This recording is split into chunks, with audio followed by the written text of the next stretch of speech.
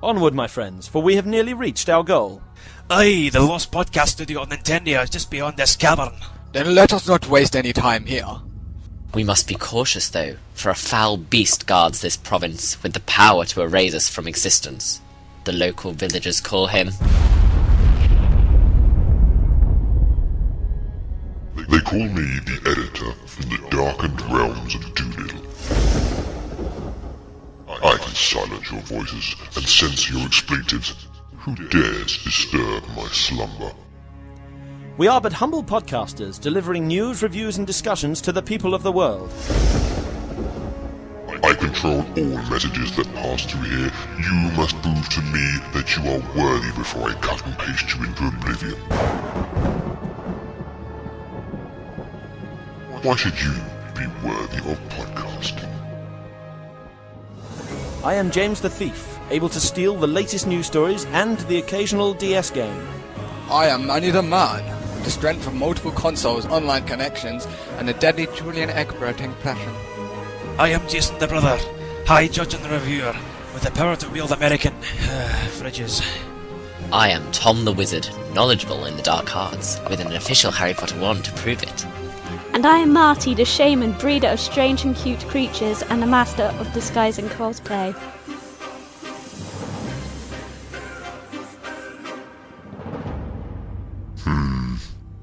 I suppose you all do.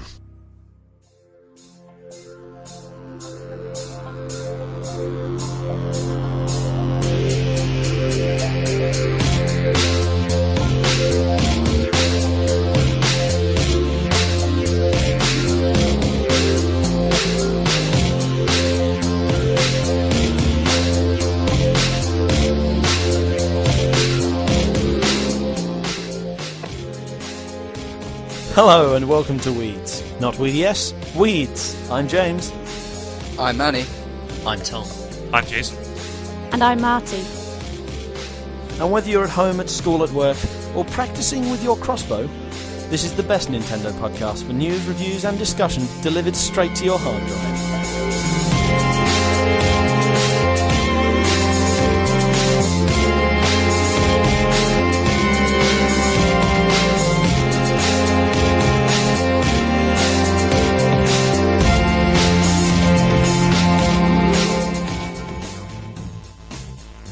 This is the Weeds Podcast, episode 29, recorded on Tuesday the 11th of September 2007.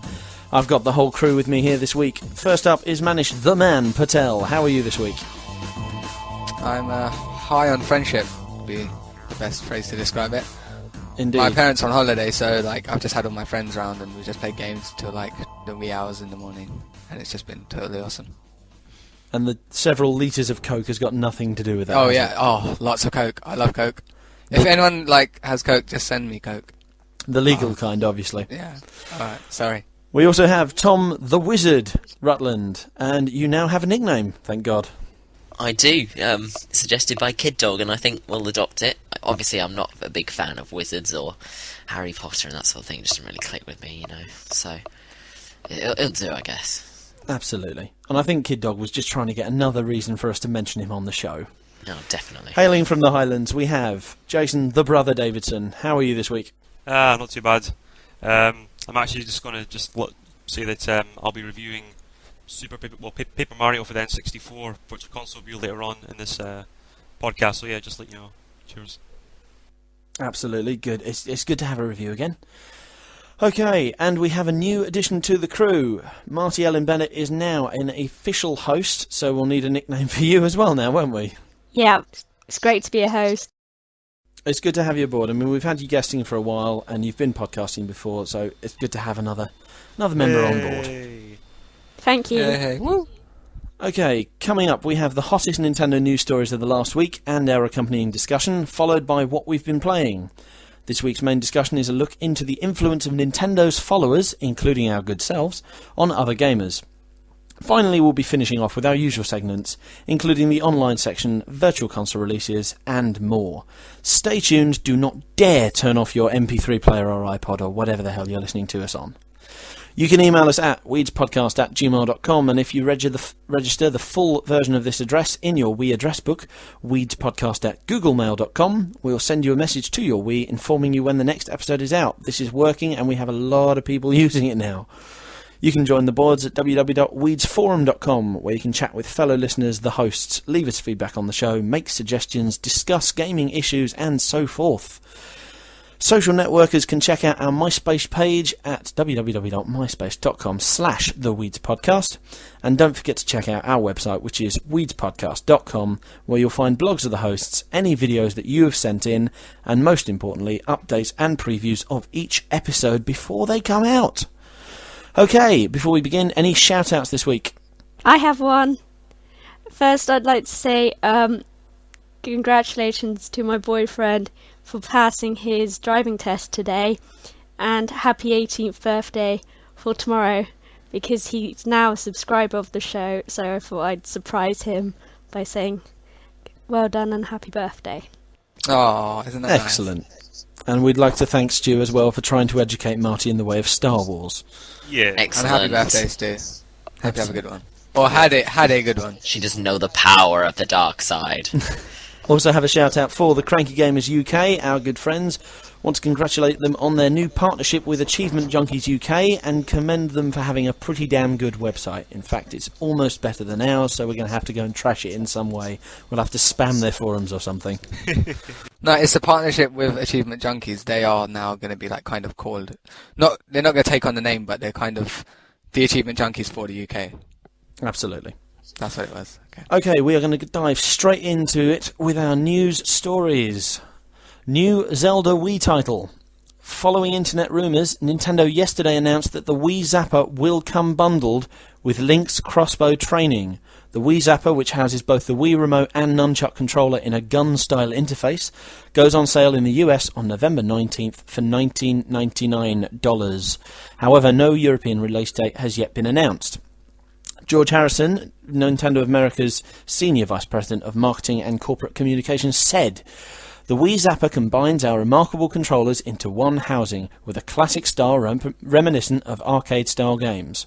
Both veteran and first-time players will find it brings a whole new dimension to games where targeting is key and provides even more exciting gameplay experiences."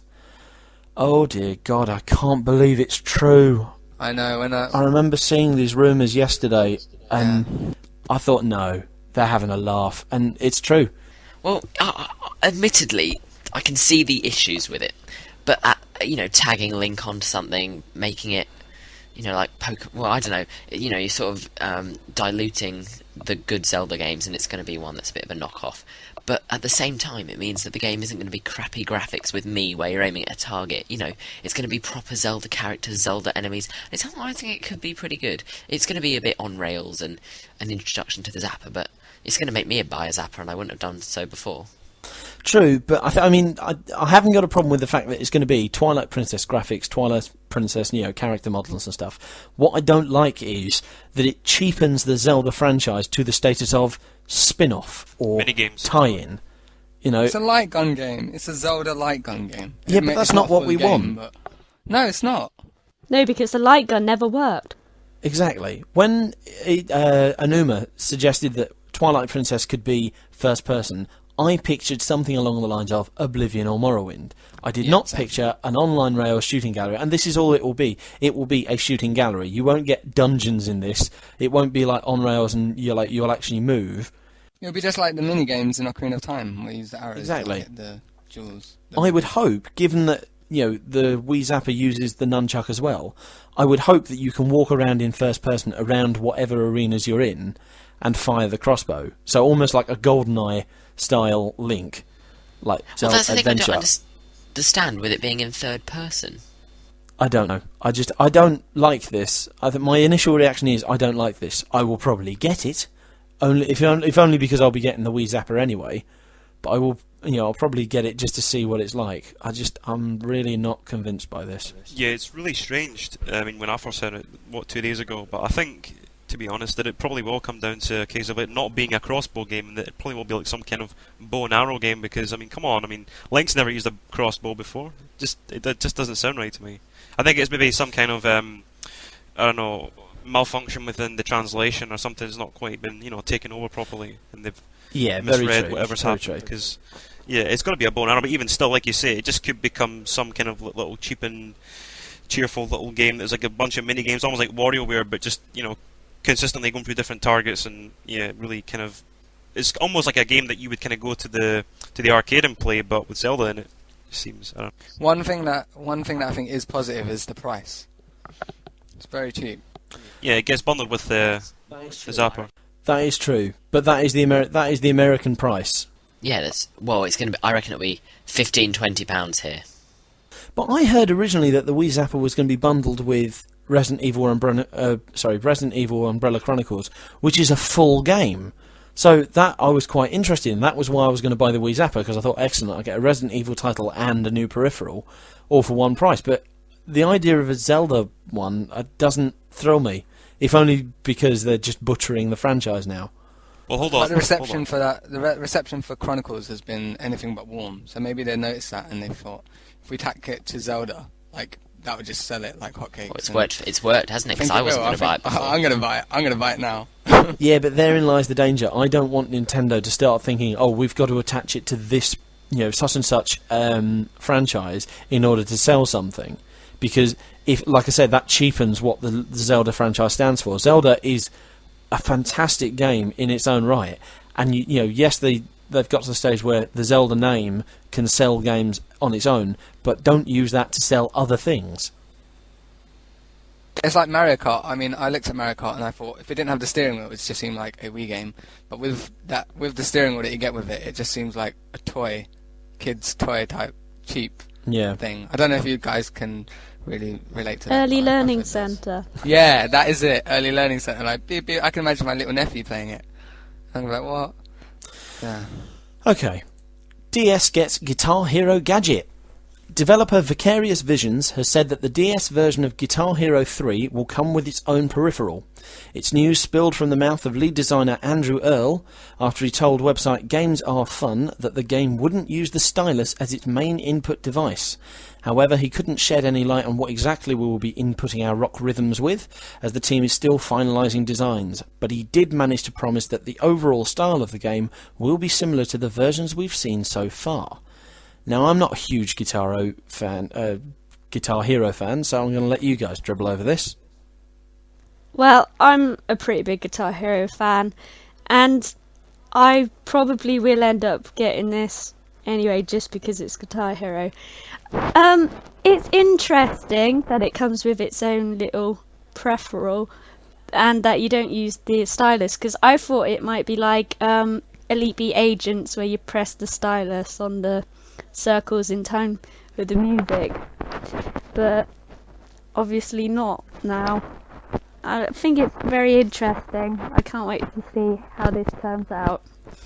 I like Guitar Hero, but personally it's I mean, on the DS I don't think it can really work. I mean, obviously they're saying something about some kind of extension of the DS. Almost, I mean, it's probably some really cheap little, like how you got all those little Wii referrals that came out that were like a penny a pop, and they were just like a golf club, and then you had a tennis racket. That they were just little cheap things to cash in on the whole Wii phenomenon. And I think it'll be something along those lines that really that you don't need at all. It just kind of would really look stupid, and you'd rather use the stylus in the end of the day.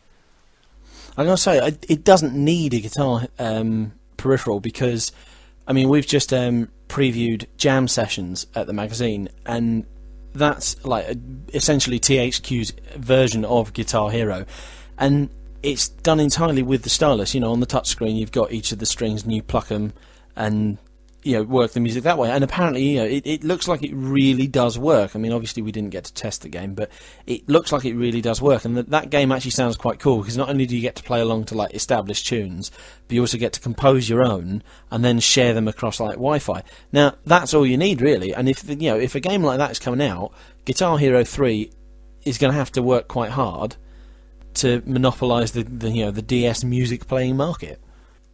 I think they're going to find it much harder on the DS than they have on other consoles. Definitely. Okay, and final news story, Nintendo nabs live arcade title.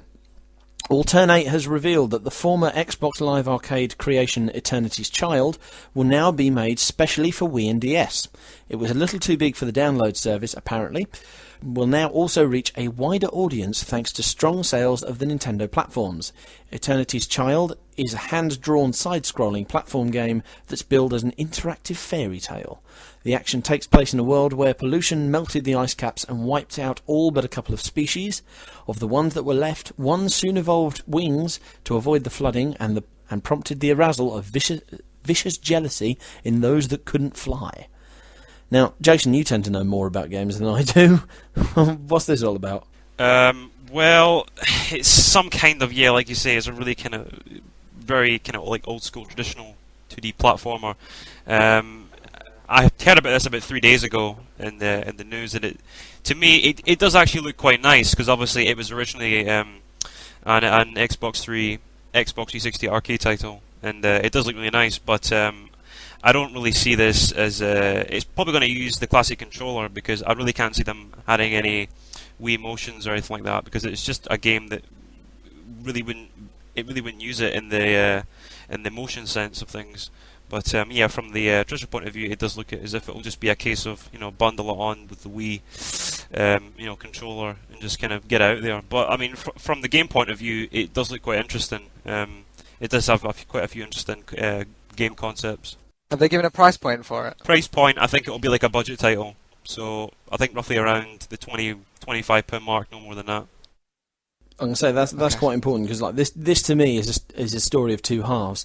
It's a victory for Nintendo because we've taken an Xbox Live Arcade title for our formats essentially, and with Live Arcade and PlayStation Network really taking off and getting a lot of stuff while WiiWare is nowhere in sight.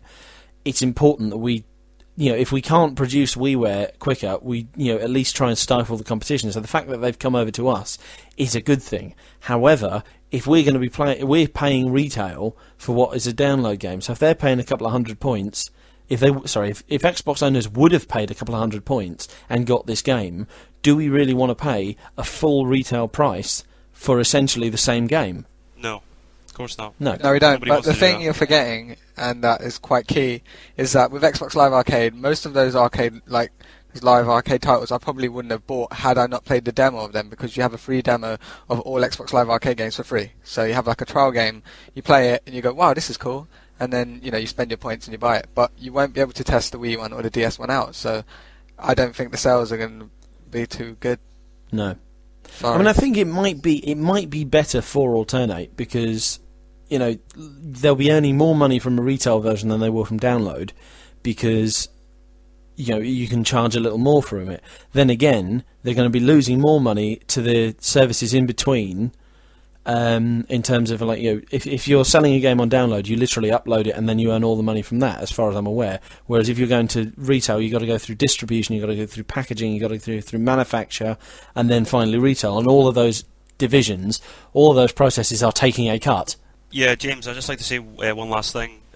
This game essentially really should have been made just for the DS and not the Wii, because like I say, even if it was £20, as a budget title, it still isn't worth £20. It does look quite original from its concept and its point of view. It's trying to take a different angle on the 2D platforming genre. Not like it kind of looks like Mario, but it's almost like like a Sonic meets Mario, Mega Man, RPG elements type thing going on with exploration and puzzle solving. As you go, painted by numbers almost. But yeah, it does look quite original. But like I say, it should not have been announced for the Wii, and it should definitely just been like a DS title, £15, £20. But even still, they should have taken a game, put it onto like a Nintendo title, and then given it online and leaderboards, and then seen how many people played it and stuff, and then looked at what kind of market there is for those kind of games.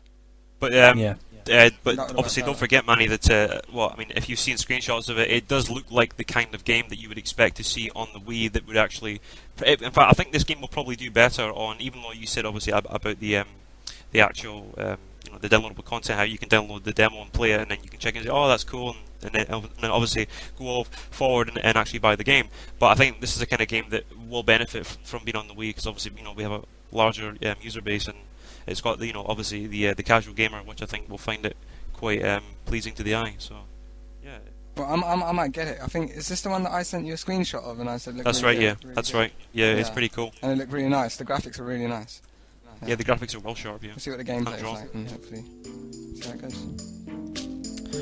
Okay, that about wraps up the news. We're now going to move on to what we've been playing.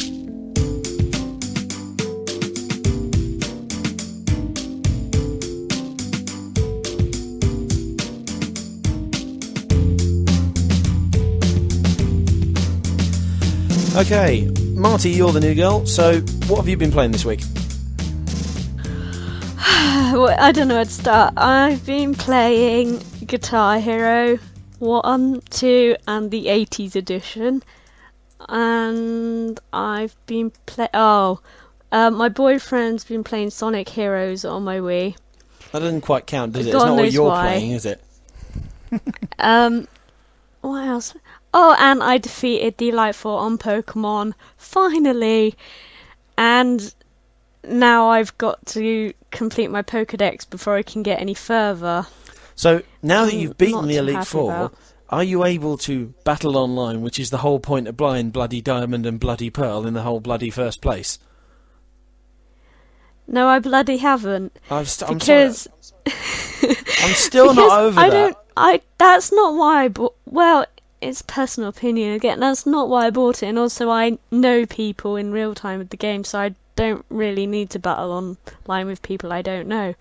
But it's just annoying me now how there's a little bit more in the game that I can do if I wanted to, but to do that I have to see all 150 in the Shinu decks, Fair and enough. it's just irritating. Manny, what have you been playing this week? I have been playing Zelda Twilight Princess. Good boy. And I got past I did the Sky Temple yesterday while I was chatting to you guys. Was that your was first fun. time? I forgot how to do I the was gonna boss. I completely forgot how to do the boss. I was stuck on it for about 25 I minutes, 30 loved minutes. that boss. It was Like, really it was Dragon really boss. cinematic, wasn't it? It was Epic. quite Oh, yeah, simple, but it definitely. was really quite cool to watch. I think the dual. Sorry if it's a spoiler if you haven't played it by now, but you should have. But the dual cross, was it the claw shot? Yeah, dual that claw was shot. so cool. That's got to be the best item in That Legend was of brilliant. Zelda. I Ever. can't believe I didn't think of that before, because some things like Yeah. the swinging ball and chain thing. You think, yeah, I should have seen that coming. It's an old medieval weapon, But the idea of two claw shots, that's so cool. I was waiting for some proper Spider-Man sections where you can swing down a canyon or something. Well, there was kind of Spider-Man sections where you had to point and then grab and then look around again and point and grab, and it was and if you instead of using the pointer, if you press Z and locked onto things, it was kind of like Spider-Man, because Definitely. which is pretty awesome. I love that, and I'm about to do the Twilight Dungeon on that. I played Metro Prime. I've just got, guys, I was trying to do it really fast, and I got to about 7 hours, and I'm almost near the end, but I don't know. I think I needed a fix of Metroid at the time, and I got a mighty fix of it, and now I'm just gonna wait for Metroid Corruption, I think. And I played a bit of I completed BioShock, Well done. which is awesome. I loved it. I think BioShock's got the best story in a video game I've ever played. I really should nick someone's Xbox and It's a play great that. experience. It's more of an experience than a game, as well. Yeah, and I got choked up at the end. But yeah, it was cool. I'd have a good gaming week. Good for you. Very good. Oh yeah, and I played lots of Wii Sports because my friends came around. They stayed, and we had tournaments. And one of my casual gamers was way better. We played and we were like, what? Yeah, I also played Wii Sports because I went to a party, and my boyfriend's got this very nice high definition big telly now, and the people playing Wii Bowling on it wasn't wearing the wrist strap, and I was having a heart attack Oh, God. because I just knew one of them would throw it at the nice TV, but they didn't, Oh, thank no. God. But I was on edge throughout that bowling match. Yeah, I was a bit like that because my friend he just goes crazy when we're doing what were we doing? I can't remember. I think it was tennis, but he was so close to the screen. I was like, "Get back! You're gonna let go of it, and it's gonna hit my screen." And then they And say, I "No, was thinking, no, I no, need to get no, the- I won't let go of it. I'm not that dumb." We But it accident. happened. Yeah, that is what they say. And then it slips out of hand. You're like, "Whoa!" Yeah, but I really want to get the new straps. You know the new straps? They've got like this clip. I heard about them. I think you can get them from Nintendo. It's pretty cool. Yeah, but like the Wii just kills the Xbox when it comes to people coming around your house to play. Yeah. No one even, we were thinking about playing Xbox and we're like, what are we going to play? But then with Wii it's just like, yeah, let's play Wii Sports, we play. It's just simple. Fair enough. Jason, what have you been playing this week? Yeah, before I start what I've been playing, I'd just like to say that to Marty, your boyfriend is a noob for playing Sonic Heroes. I'm sorry, but that is a god-awful game and should be burnt. Did she say Sonic Heroes? Oh, yes, she said Sonic Heroes. That was my. Is that when there's like? Is that when there's three of them together? Yes. Yeah. Controlling them together? Oh, come on, there is. Synchronized Sonic. Again, it's opinion, and I What? quite enjoyed the game. It was my first GameCube game. I got it bundled with it, so I had to make do. I realise that, Marty, but from my opinion and from probably half the gaming community, I stand by them and say that the game is terrible and they should not play it. Anyways, moving on. What I've been playing this week, I just recently got my Wi-Fi working again. Thank God. Oh! Yeah, so like 4 days ago, and I got it connected. I was like, yeah, my Wii's going again, and I bought some Wii points with my credit card. Not my credit card. It was Morgan's credit card. I didn't tell her. But yeah, anyways, that doesn't matter. So yeah, I bought some Steal. So yeah, I bought some Wii points and I bought Paper Mario N64 game, Virtual Console, and I've pretty much been playing that for the past 4 days straight and absolutely loving it because I had it on N64 and back in the day when I was about 13, I think 14ish, and I didn't really. I think I started it and I got maybe close to like the halfway point, and then I just sold it, and like Perfect Dark came out, and I got that game and got consumed by that. So yeah, I'm getting really back into that, and it's really awesome. And then I just downloaded Streets of Rage 2, all-time favorite Sega Mega Drive game, awesome and co-op. Classic beat 'em up game. But yeah, so pretty much that, and for my 360, I don't think many people will know this, but a really sort of niche title called EDF Earth Defense Force 2017, brilliant on co-op, awesome little war game, and I had a mate round playing that for pretty much like a whole one-nighter. So yeah, that's pretty much my week's gaming. Excellent. Personally, I've been mainly on my DS again because I've been on the train into London. I've been doing Yoshi's on DS. I can't remember if I mentioned it last week that we've got a challenge going on in the week in the office to see who can beat the game the most. It's me. I won. I have beaten the game. Well, no, I haven't beaten the game yet, but I've beaten everyone else at it. I've reached like halfway through World 3. It's still really good, but the levels are really long. But just like the gameplay mechanics, like, I mean, the baby swapping is really good. It's not really contrived like in those like movie tie-ons you get where you get 3 or 4 characters to control and each one's got a special ability, and it's really forced, using the different abilities. This is really good because you have to think about what baby you're using to move further on into the level. Other than that, I played a little bit of Worms, of course. And then last night I finished off by playing Star Wars KOTOR 1, or as we say in Python, Kniggets of the Old Republic, which is absolutely brilliant. One of the best Star Wars games ever. So, yeah.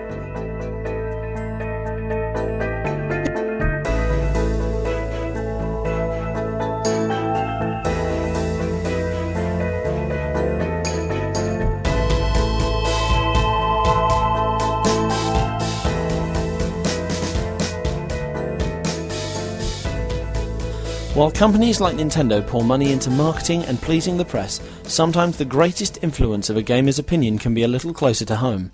With the internet opening communications between Nintendo fans around the world, gamers themselves can prove to be a great force in promoting the Wii and DS. Even our podcast has had such an effect. Callum, or forum member CGK190, bought a Wii solely on the basis of enjoying this show. I mean, how do you guys feel about this? I'm not sure. I think it's kind of heartwarming that someone actually went out to buy a Wii purely on the basis of our podcast. It just seems a bit kind of crazy. I don't know about you guys, but what's your thoughts on it? It's just odd. I mean, I don't think. I think that might be an exaggeration on his part. I think he might be like flattering us, but I can't see just our podcast encouraging someone to buy a Wii. But if that is possible, and certainly in terms of games, that is possible. I've listened to podcasts and they've described games, and I thought, I'll go out and buy that, or I'll think, I won't go and buy that. It is a huge influence, and a number of podcasts aren't actually part of the gaming press. They're just people like us who just enjoy gaming. And and it's just it shows how much the games industry has changed, because back in the days of, like, the 8-bit, the 16-bit, and the 64-bit eras, you really did have to depend on the press, and this goes back to our press conversation a while back. You really did have to depend on the press to decide what you were and weren't going to buy. I mean, we all know that you can't trust what's on the box, because that is basically written to sell it. But nowadays you can, as well as discussing with your friends, you can find out information from anyone and everyone via the internet. And it's gamers themselves. There are more opinions from gamers themselves than there are from the press. The press for Nintendo, like in the UK, there are 3 Nintendo magazines. There's got to be hundreds of Nintendo gamers online. Yeah, I mean, I'll just go back to like my Zen. Like when I got my Zen, I mean, the first thing I saw was a YouTube video, and that's what made me go out and buy it. And that YouTube video is obviously it was put by just a random person who was doing a review of it. And that made me go out and buy it. So, like, I could totally see why our podcast could make him buy a Wii. Because when you hear people positively talking about something for such a long time, and there's all these people having fun, and you want to be part of it. Yeah.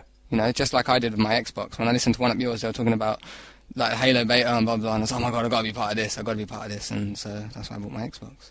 Absolutely. I mean, and I didn't even like Halo, which is weird. Nobody likes Halo, they're all lying. Yeah, I know. Yes. Yeah, I don't like Halo. Just trying to keep the macho image up. I know. It's secretly like Elite Beat. Absolutely. And Animal Crossing. I mean, the important thing is, you say that you bought a product based on a YouTube video. The important thing there is that it's been submitted by a member of the public, and it's important. Today we need to make sure that we don't get distracted by the whole idea of press versus internet, because the internet is obviously going to be the forum for most gamers. But when you think about it, I mean, we all discuss games with our mates. We all chat about what we want to buy, what we're thinking of buying.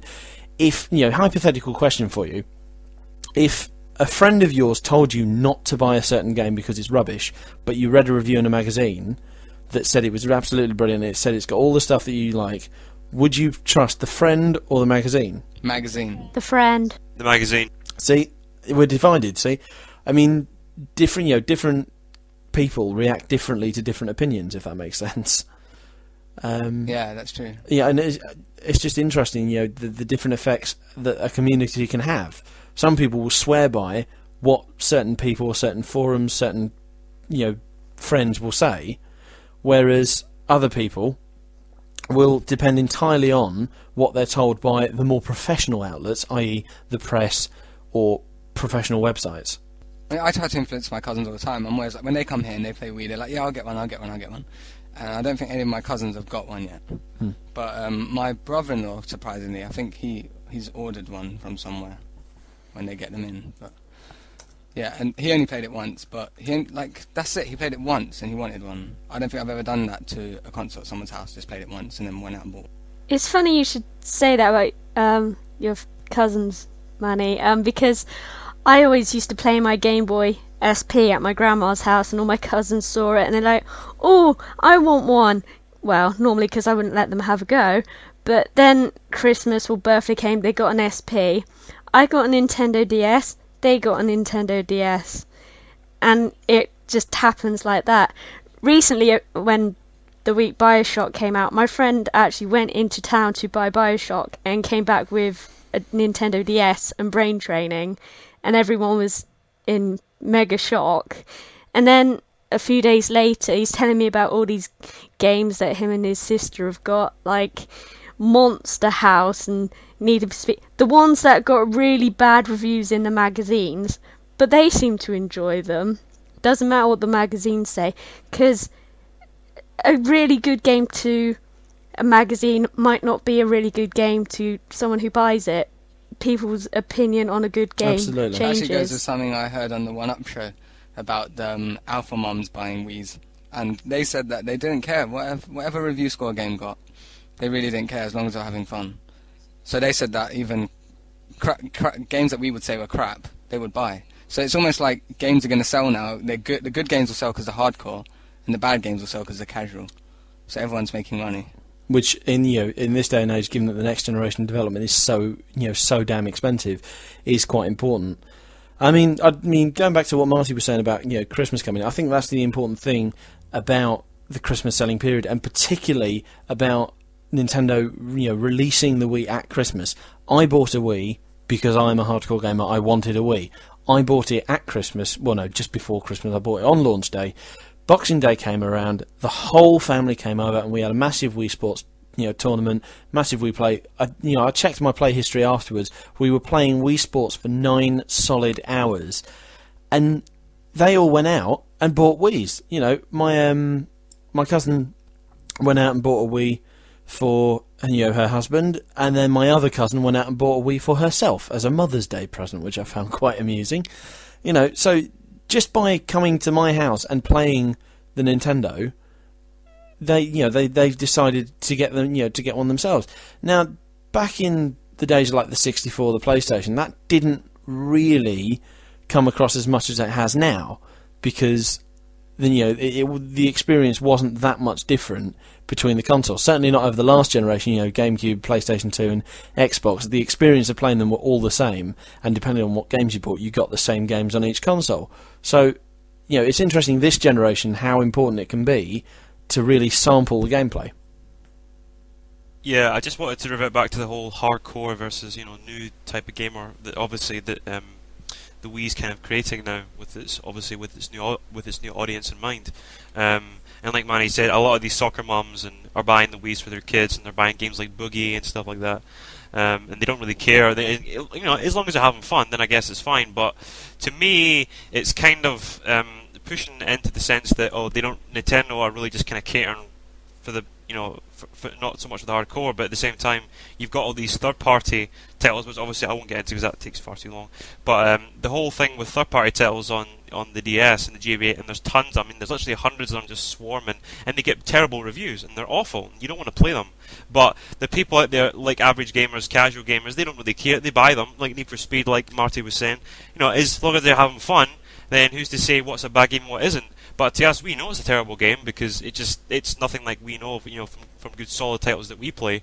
No pun intended there. But from the titles that we play, it's a complete controversy, because you've got one side where we know we follow all the press related news, we follow all the reviews, and then we make our own decisions on the games we want to buy. And then you've got the other side that just pick up any game with any drunken Joe. They just don't really care and just waste their money on a game that could be absolutely terrible.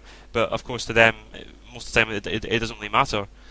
So yeah, I think it's just a matter of your own perception on how you see a game.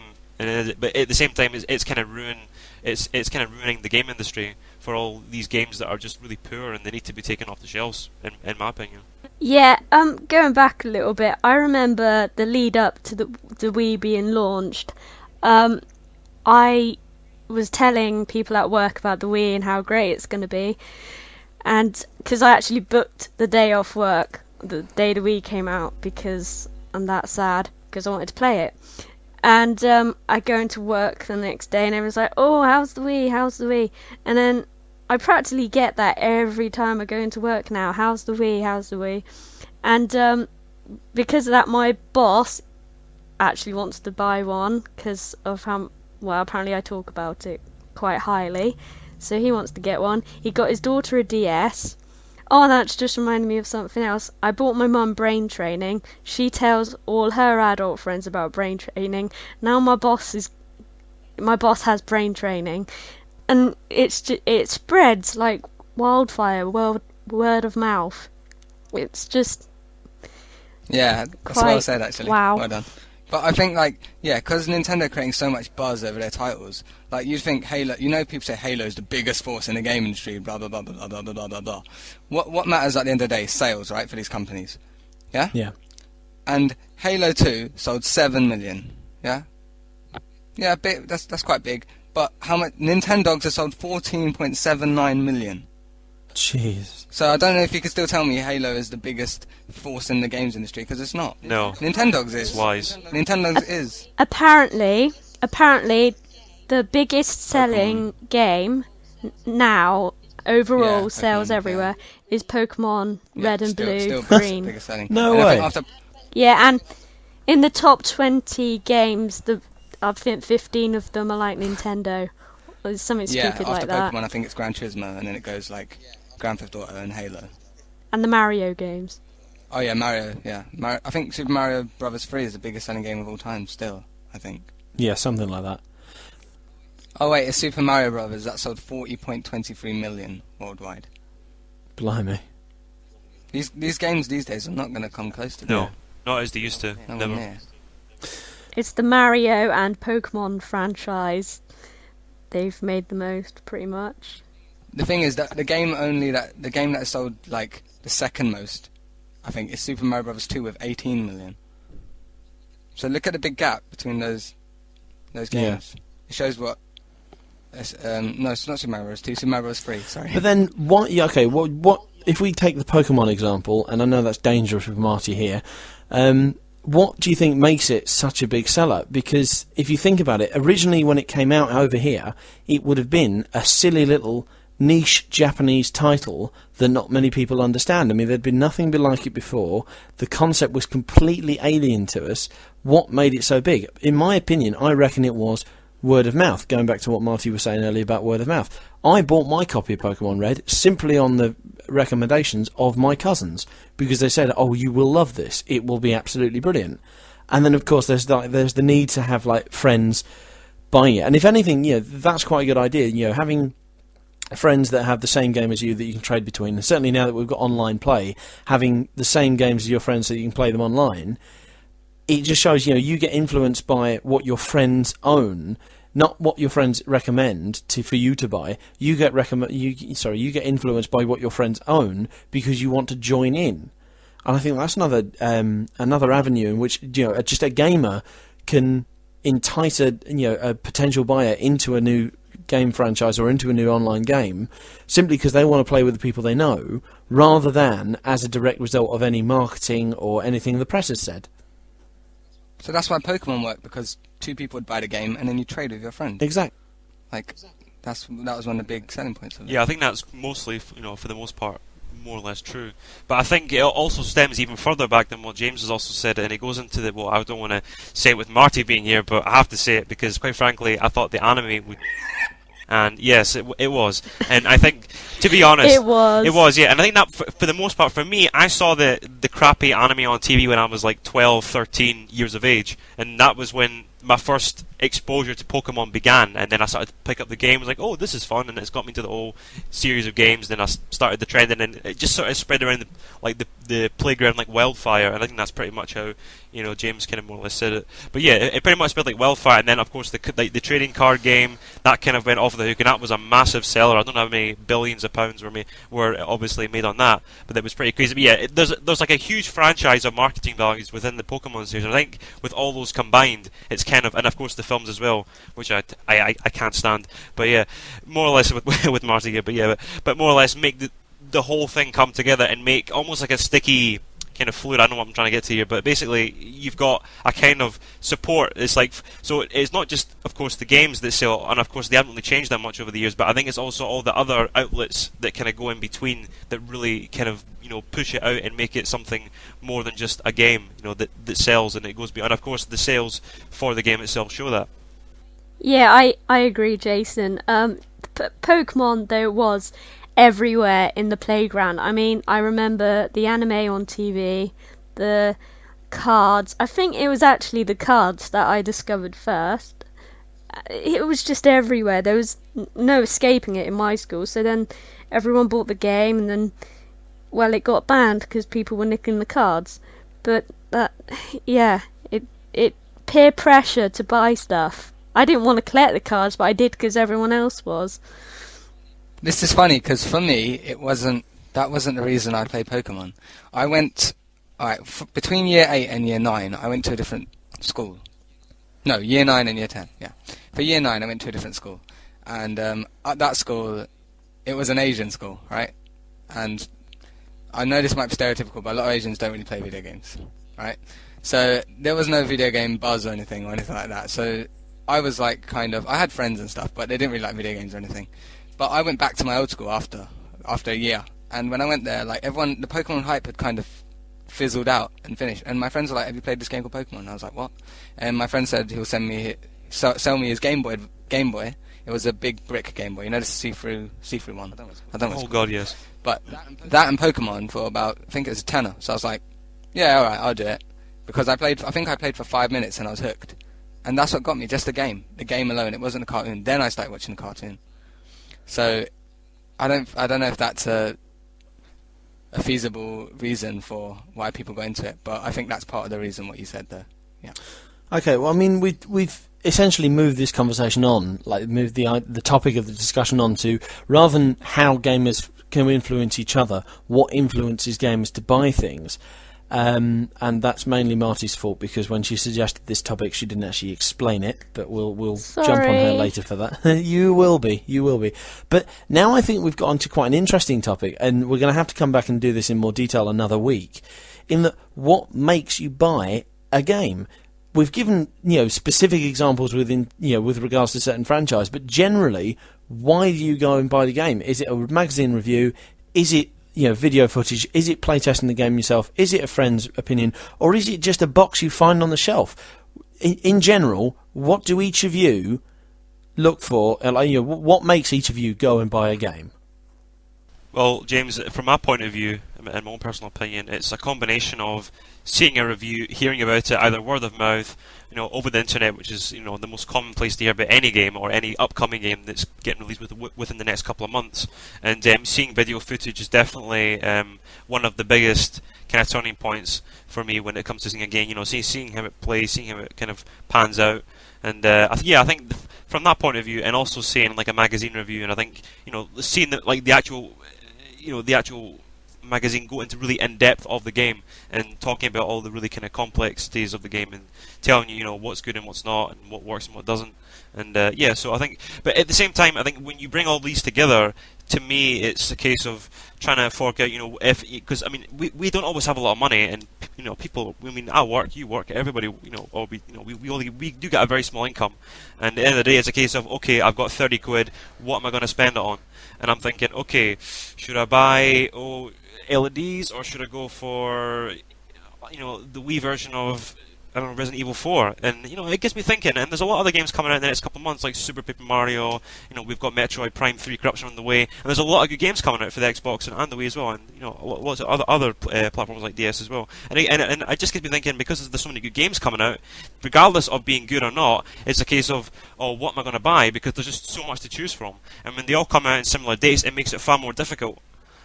So yeah, I think at the end of the day, you've really got to think about it. It's a lot harder than it was 10 years ago, when back in the day, when it was a case of, you buy one game and then maybe 4 or 5 months down the line you had enough money saved up, like your pocket money, to go and buy another game. So yeah, I think it's definitely a combination of things, and just kind of going on your gut instinct. Definitely. For me personally, it's changed over the years. Back in the days of like the NES, when I had my first console was the NES, I wouldn't buy anything because I was way too young to do so. Mum would buy me games that she thought I would like. Since she bought the first Mario for me, she thought I would like Mario 2. I was a huge fan of Chip and Dale on the TV, so she bought me the Chip and Dale game. So parents-wise, if you're a parent, you really do have to guess. And no doubt Toz or some of our other parent listeners will let us know what they think about this. In fact, please do. When I got the N64, I started buying what I wanted to buy. I wanted to buy GoldenEye because I'm a huge James Bond fan, but then I wanted to buy Zelda because I played it at my cousin's house. So it became more personal in that I would buy what I had experienced. I'd experienced the Bond films, I'd experienced Zelda games. I would buy what I had experienced, and therefore what new experience that I knew I would like. When it came to GameCube, I was a little more open-minded. And as a result, I ended up buying games that magazines, would tell me are great, and I didn't like, so I ended up trading them in. Now I'm on Wii.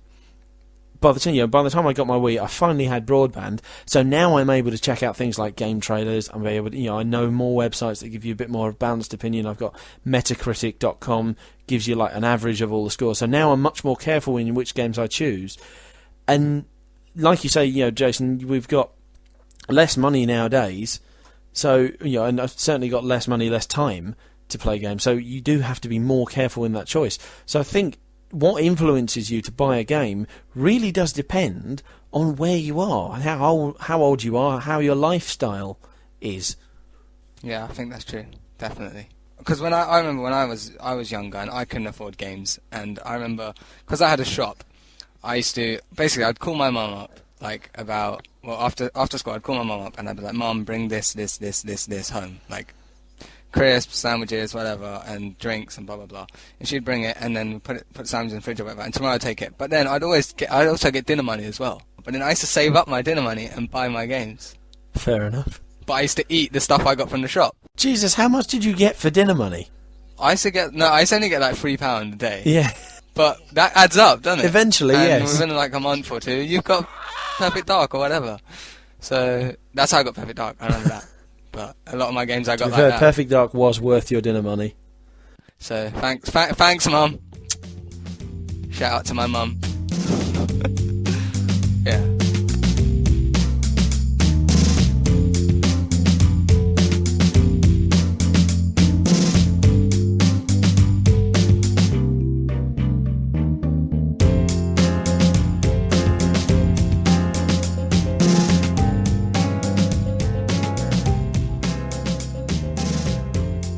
Okay, this week's online section. Tom, do you want to take it away? From the dark depths of social networking, we bring you a Weeds Facebook group. Check the show notes for the link or search Weeds on Facebook. Not only do we bring you a Facebook group this week, but we also give to you a preview of a game that's out of this world. Our listener, Stevie Peas, now basking in glory, has played Super Mario Galaxy. Now, let's see what he had to say about it. Overall, Super Mario Galaxy is a very simple game to play. The controls are instinctive and the game mechanics vary enough in each level to keep it interesting all throughout the game. The most obvious mechanic of the game is the gravity. Smaller planets allow you to jump higher and longer as their gravity is weaker, allowing you to enter orbit for a few laps of the planet, and bigger planets attract you more. Jumping from planet to planet couldn't be easier. Some planets are close enough to jump to, some require the use of grab stars. You click on them and they drag you towards them until you click on another one or onto the planet you want to land on. The other method, which people are probably most familiar with, is the jump star. These stars throw you to distant planets. In past Mario games, you collected coins, whereas in this one you collect crystals, which can either be collected until you have 100 for an extra life, as with coins in previous games, or shoot at enemies to knock them out for a while. On the demo there were 4 levels to play, of which Stevie P's played 2, the Stardust Galaxy and the Honeybee Galaxy. The Stardust Galaxy has many small planetoids and lots of gravity puzzles, where you use the gravity mechanics to slingshot, leap long distances, and have a black hole working against you, trying to drag you to later parts of the level, where you leap from one platform to another to gather star pieces. The second level I played was the Honeybee Galaxy. This level was very different in terms of game mechanics. In this level, gravity was constant and gameplay was more like a level from Mario 64. Instead of lots of little planets, it was basically one big mass, which was inhabited by honeybees. However, this level threw up a new feature of the game, the Honeybee Suit.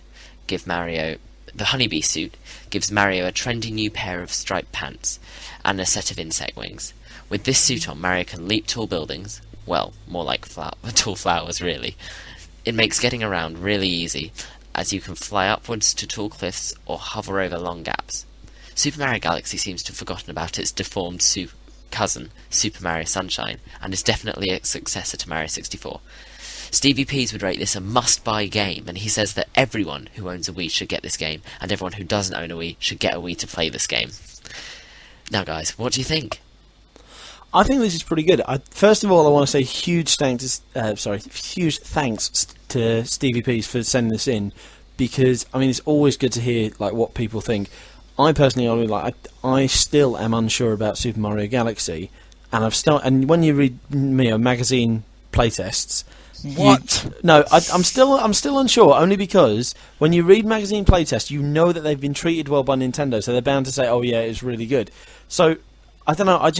I've really not been convinced. Having said that, from reading, I got Stevie's email earlier in the week, and I read it, and I thought, right, I'm really going to have to look into this. So I went in and I bought the new copy of Edges out, and that's got a full playtest.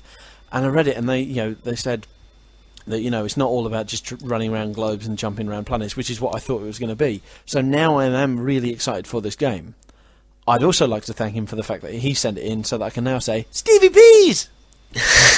Sorry, I haven't said that in months. You've got to let me off. I also want to say, I mean, I'm so jealous. I am. Oh, me It's too. just not fair. We did actually invite him to come onto the show, but unfortunately he doesn't have a headset. So, Stevie, get yourself a headset and you can come on and tell us more. Get a headset, boy. But yeah, I mean, that sounds brilliant. Yeah, 66 days until it hits the UK, so that's November the 16th, and it couldn't come sooner. But what did you guys think about shooting crystals at enemies? Really not convinced about that personally, but never mind. Well, it just I think it it adds sounds a bit odd. Well, sorry, doesn't it? I just think it adds another element, to Mario's combat. In previous games, like for example, he had the flood, and you use that with water, and sometimes you used to like suck up juice, and you could fire that and add different effects on enemies and certain parts of the environments, like it would grow sand and different objects out of the ground. Whereas with this, it's going to have maybe some kind of similar thing where when you throw the crystals, that will have different effects on parts of the environments and the enemies, and things that can be weaker and can be stronger. So I think it just adds a bit more depth to the combat. Yeah. It's awesome because for the casual, one person will control Mario, the other person will be shooting things on the screen, and then for us, we'll be like jumping on a Goomba and then shooting another one with our Wiimote at the same time. That's gonna be awesome. More enemies can be on the screen because you can take care of them as they come, because you've got more options to kill them and stuff. I think it's wicked, and it's kind of like the Ratchet and Clank thing with shooting, and then there's the spinning with the Crash Bandicoot thing, and then it's got the Mario thing, so it's got every platformer game. I'm psyched for this game. I can't tell you. I think this game is going to outsell Halo. It does I'm not sound joking. good. I know so many people who are dropping Halo. I don't want Halo. This is going to sell so much. I've got friends who don't even have Wii's who are going, oh, there's only one game I want to play on Wii, Super Mario Galaxy. And that's it. Sorry. It's going to sell Wii's. The two-player mode does sound quite good, but it's exactly what all the magazines and websites have said the exact same thing. It's very much the parent with child option. So, if my cousin is playing, she will have my little, her son play, shooting Goombas for her while she actually gets to play the game. It's to keep my little cousin out of trouble. But then, it's disappointing that it's been reduced to that stage. When back in the days of the N64, Shigeru Miyamoto actually said that he was halfway to getting Mario and Luigi running in a cooperative platform game, Super Mario 64 2, which we never saw. Now, you don't get many cooperative platformers, so Super Mario Galaxy could have been the one to invent cooperative 3D platforming, and if anything, that is what the genre really needs, more than you can shoot things. We've already got shooters. We've already got shooting co-op games. We want co-op Mario games. I could say 4 words to make you buy this game. Fire Flower is back. Yes! You are... Tell me you're not kidding. Come on! I'm not kidding. Oh. I've seen it everywhere. Everyone's confirmed that Fire Flower is back. He dons the white Fire suit Flower. of Destiny. And also, the screenshots we saw lately, Jason, oh my god, tell them. They're beautiful. How good. Absolutely There's beautiful. so many They melt environments, your eyes. lava Gorgeous, environments. There's beautiful looking graphics. There's a massive mansion, which makes me to believe there might, you've seen Haunted the house type thing. That's going to be a huge level. It looks amazing, so doesn't much it? The variety. graphics It's are refreshing. out of... It's refreshing. you wouldn't ever expect to see something like this on the Wii. It's definitely the most impressive game on the Wii for graphics. There's a bit where he's underwater, and behind him there's all these cannons and his bullet bills. There's literally 40 bullet There bills is coming on towards screen him. at the same time. Oh my god, can't wait. I do Incredible. can't wait for this. I Even though I hate now what can't levels. wait for it. And I hear that it hails back to every single, basically every single instalment of Super Mario Brothers. Apparently, there's It does. the old Super Mario Brothers 3 airships are around somewhere, and you can That's battle right, on they top are. of them. There's It's one of the yes. screenshots. Yeah. I Yeah, in can't- fact, Come release, you're going to eat Mario's hat, because this game is going to be the defining title on Yeah, I think if anyone's Absolutely. interested in the new screenshots, if you check them out on game trailers especially, or GameSpot, there's actually 2 screenshots, as James said, of screenshots that do depict the classic, the big massive airships from Super Mario Bros. 3, and all the kind of little enemies from Sunshine. It's it combines things from Sunshine, Super Mario Bros. It's Mario 64 with the little penguins that wobble about on different parts of puzzling and elements and I pathways and all that kind of cool stuff. So yeah, check it out.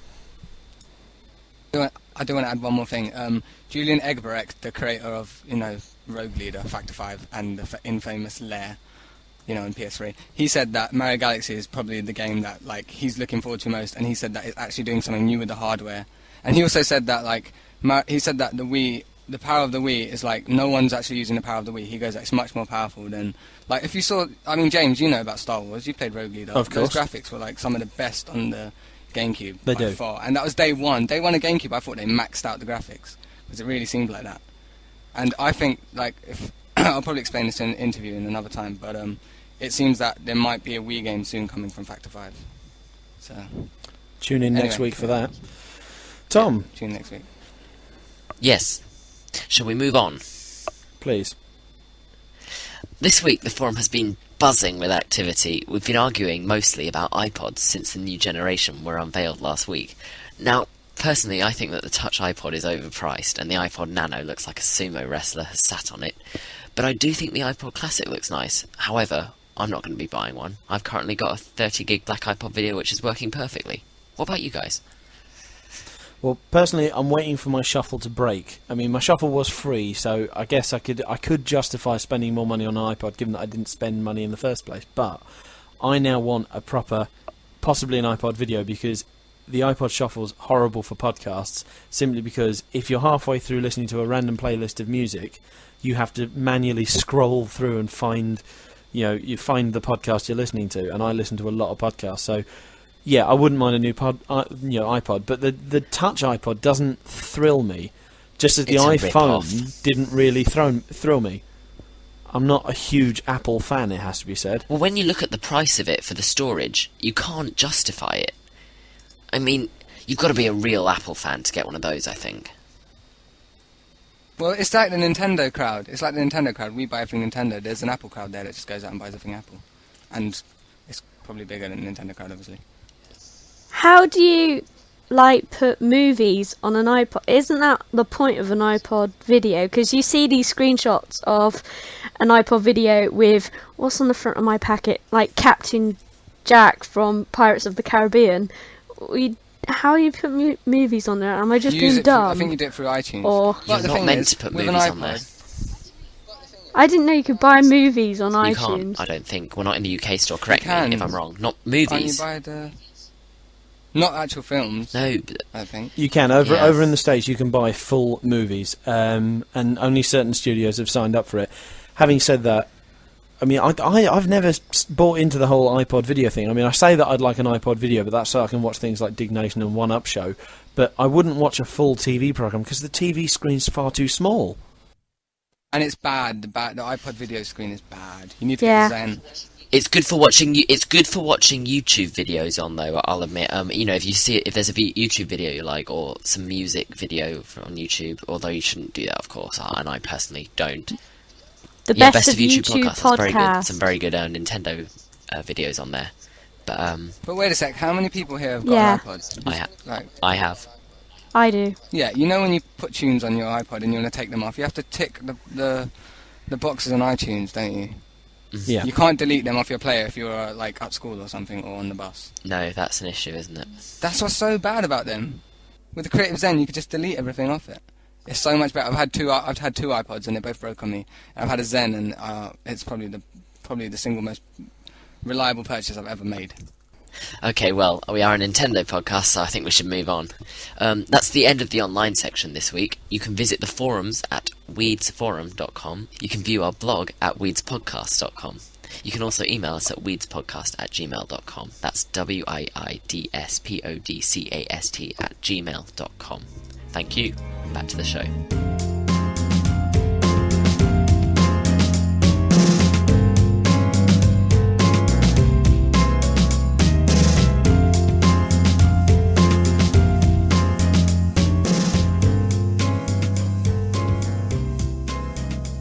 Okay, before we wrap up, Jason, I believe you've got this week's Wii for us. What have you got for us? Alright guys, this week's Virtual Console review, or I should say Wii View, is Streets of Rage 2.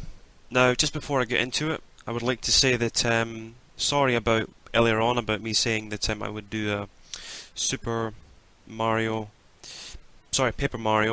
review, because due to unfortunate events, I've realised that due to the context of the game itself, it is really because there's so much damn text in the game, is that I feel as if I needed to have more time with it in order to give a definitive review of the game. So look out for that next week.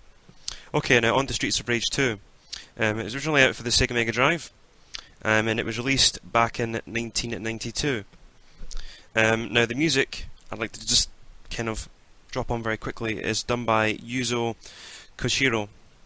And the music is absolutely excellent. You know, it really fits the game fantastically in the way that it's composed. Each level, it has its own unique kind of track, and it really fits well with each level. Now, when you get into the game, well, actually, you have your basic options. You know, your how many lives you want and what difficulty you want to set it to, music change and sound change and everything. What I'd like to say is that Streets of Rage, like the original one, I'm a huge fan of, and it's definitely, the series itself is one of the best, or if not the best, kind of scrolling beat 'em up of its genre on the console. So yeah, that's just to get that out of the way, just for now. So Streets of Rage 2 is definitely the better of the two. It is the refinement of the series, and let's see now. I would have to say that overall, that it's definitely the best for the Mega Drive, and that it's definitely the game that all in its genres should be measured and compared to by far. Any game within its kind of area. So once you get on the title screen, you come to the player screen, obviously, and you have 4 players to choose from. And these players are pretty varied actually within each character that you can choose from. You've got a wrestler, who's like really buff and muscly, and then you've got a kickboxing street fighter, which typically has boxing gloves and pair of baggy kind of like pants, and obviously America would say pants, but yeah, trousers and whatnot. And you have like a female character who is like a martial arts expert, but looks can be deceiving because she's dressed in very kind of scantily clad clothing, and yeah, she's not really what you would expect her to be. But yeah, she does. Each character has their own fighting style, and last but not least, you have kind of a skateboarder dude. Well, not so much a skateboarder dude, but he's kind of he's got the whole street thing going on, and he has a pair of like rollerblades, and he fights with them with also with a pair of boxing gloves as well. So yeah, each character has their own kind of nuance within their fighting style, and they're all very unique in their look and fighting ability.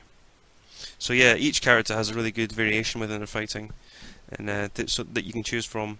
It just kind of depends on who you want to go from the beginning. So yeah, so the skills are measured through power, technique, speed. I'm saying speed, jump, and stamina. And it's kind of like a classic star rating system that they're all measured from. So that 3 stars is for speed, 2 for jump, 1 for power. So yeah, they're all pretty much balanced, each character. The combat itself is you have one kind of regular attack button. You've got a button for special, 1 for jump, and I think it was one of the first games that introduced an automatic grab mechanic, which is just a case of you go up to the character, and depending on how close you are to them, automatically your character will actually grab a hold of the enemy, some kind of street punk or whatever, and you've got an option where either you can headbutt them and you can chain combos by like kneeing them in the groin and stuff like that, which is a lot of fun to do, believe you me. So yeah, other than that, it just all depends on how you combine the special, your jump, and your regular attack button, and how you chain it into certain combinations, and how you can maneuver the joystick in certain ways to pull off different maneuvers. And one interesting note actually on the combat system that no other game I don't think has ever actually attempted is that the more you use your special abilities, like every time you use your special attack, it actually drains your life bar somewhat a little bit. So it kind of bounces about there. So for every time you use your special ability, you're obviously you're losing some of your life, but you do pick up life along the way in parts of the environment. But yeah, that's just one really cool thing. So it's kind of like it's almost like you really don't want to use it all the time and use it as like a last resort, especially on boss battles. But we'll get onto that later on. Environments they vary from alleyways, warehouses, to really rough, rugged-looking streets, as you would expect, of course, from shopping centres, or as some people may call them, malls, to really kind of tropical-looking beaches with palm trees, and tower blocks, hotels, elevators. You know, the list goes on. So there's a lot of variety within the environments themselves, and there's also within these environments you'll find very cool kind of destructible elements to them, such as like trash cans and lampposts, and just a lot of different really kind of objects that you can break. And every time you break these, occasionally you'll find, you know, like a health item or some cash, which really that doesn't really do much, but it just kind of adds to your overall score at the end of the level when you complete it, and that will go towards overall in the game. You will either see the better ending or you won't, because there's 2 different endings in the game, so you really want to try and push for that better ending. But I guess if you want to play through it twice, then you've got that option there. So yeah, the points basically go towards the game determining or not if you're going to see the final ending, and you really can't tell how many points you need, because it just does it at random. Anyways, moving on. There's many boss counters, and all the different, and they all are really different. Like each boss encounter, there's tons of them within the game. There's loads, and each one has huge amounts of variation, and not in just visual appeal, but also in the way that they fight. Each one has their own combat style. Some of them use weapons, some of them don't. And also, on a side note, you do pick up weapons in the game along your way in your journeys. You find a lot of weapons like chains, bars, knives, you know, which you can throw, you can stab. There's just lots of different kind of weapons, swords even. You know, like you pick up like when you fight ninjas, like when you kill a ninja, you pick up its sword and so forth. So yeah, there's a lot of different weapons in the game that you can find. I'm just naming a few here for quick list. What else have we got? So yeah, the story isn't really much of a story. It's a pretty straightforward tale of revenge on a city in rage, as you would expect, or in other words, turmoil. And it's just, you know, you're just choosing a character, and whatever character you follow the path of that character's story, and you find out towards the end of the game, and that character's kind of little bit of backstory kind of plays out, which I won't go into. But yeah, it's nothing special. It's doing nothing new, but at the end of the day, it just gets the job done. Also, I wanted to mention the tunes again. The tunes are really catchy. I know I've probably mentioned this before, but they all fit the areas very, very well. Destructible elements in the game, like I said before, you know, there's a lot of destructible elements, very, very cool. Some you can pick up and you can throw at enemies like chairs, tables, and you can smash them, and they all have items in them. Weapon pickups, health pickups, money for points. Hopefully try and get the better ending at the end of the game. Moving on, okay, on a final note, the actual graphics themselves, okay, I mean, not the best, but they're definitely some of the best looking 2D sprites you'll see in a game. Very high quality, and the animations are very good. From when I played it back in the day and playing it now on Virtual Console, it's very high quality. I think it supports 480p interlace mode with your component cables, but it also supports your basic, you know, cables that comes with the Wii as well in 480i. So yeah, very smooth animations, very high detailed sprites, very good quality. It is 1 to 2 players, so yeah, it's a good little co-op game. You know, a lot of fun in co-op. You and a buddy can, you know, take on the city. And so yeah, it's 800 points. You know, I would say I would probably give it on a final score. I would give it 8 out of 10. You know, it's a classic game, top classic, and I would recommend it. So yeah, if you want a really good, solid fighter from the early 90s, that definitely sets the benchmark for all of its all the sum of its parts within the genre, then yeah, I suggest that you go and buy this now. Alright guys, that's the end of the Virtual Console review. Cheers guys.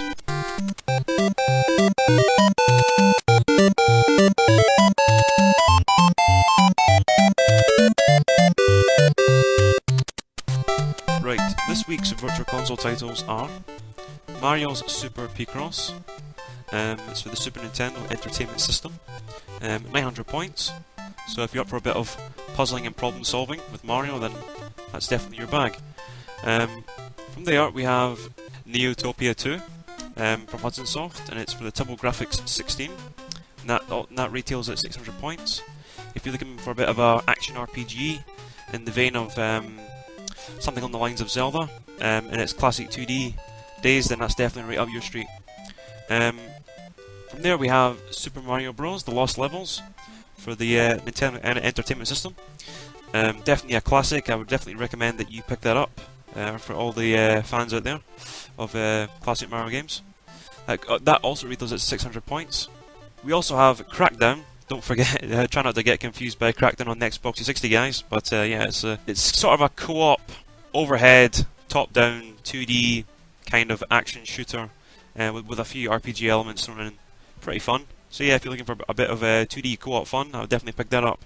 800 points, Sega Mega Drive. From there we have eSWAT, City Under Siege, Sega Mega Drive, from Sega of course, and also retails in at 800 points. I think it's a one-player, side-on kind of action shooter. I'm not really too familiar with this one, but it seems quite good. So yeah, if you're looking for a bit of a kind of solo experience, then I guess then that'll be your bag also. From there we have Ghouls and Ghosts from Capcom, the Sega Mega Drive, 800 points. A classic there. You can't fail that one. That is a great title, and yeah. So any Ghouls and Ghosts fans out there, definitely pick that up at some point. Yeah, we also have Shining in the Darkness, and this is from Sega. Sega Mega Drive, 800 points. Looks like a bit of a pseudo 3D kind of point and click type of RPG. Looks pretty slow paced. I've heard of it before, haven't really played it, but from what I've seen of it, it doesn't look too great. Try and avoid that one, guys. Last but not least, I think we can't fault this one. So Sonic the Hedgehog 3, Sega Mega Drive, and as expected, 800 points. I would definitely recommend you pick this one up. If you haven't played this one already, then play it now, because it is definitely, well, in my opinion, one of the best Sonic games of its 80s and 90s kind of platform. Definitely one of the best 2D Sonic games ever made. It's 1 to 2 players. It's an action platformer, classic Sonic gameplay, fast paced. What more could you want from Sonic, guys? So yeah, if you're a Sonic fan or you want a bit of just really fast, no thrills gameplay with a lot of really cool kind of puzzle, kind of fast paced, kind of like platforming elements, then yeah, definitely go for that, guys. Okay, that is the end of the Virtual Console titles. So yeah, if you're an old school gamer like me, then yeah, definitely check them out. Alright, guys.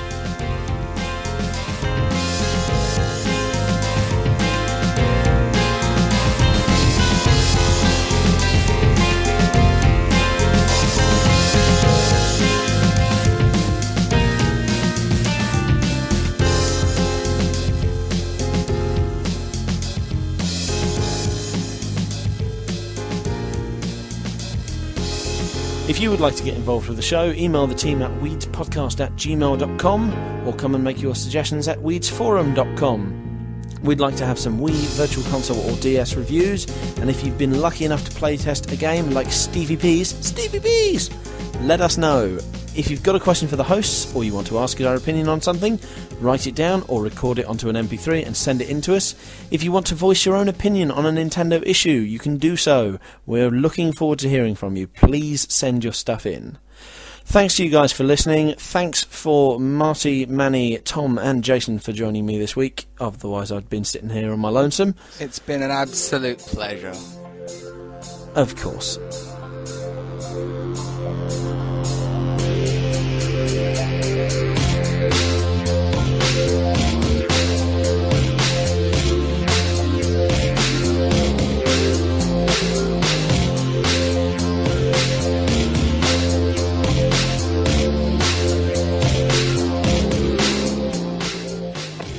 Don't forget to send in your views, and we will see you all next week. So long. Come back when you got some money, buddy. This is Sparta. My daddy's smarter than Einstein. Sparta! This is Sparta!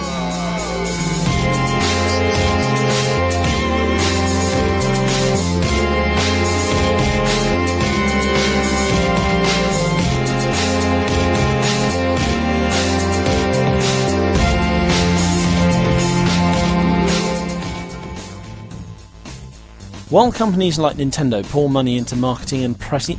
Sorry, I'll start that again. Ignore me. Dun, dun, dun, dun, dun, dun. Hello? Hello? Welcome to the podcast of how Little dip you're going to hell. Can anybody hear me? Has Tom gone? My cherry pies, my cherry pies. Please do my cherry pies. You guys are all insane.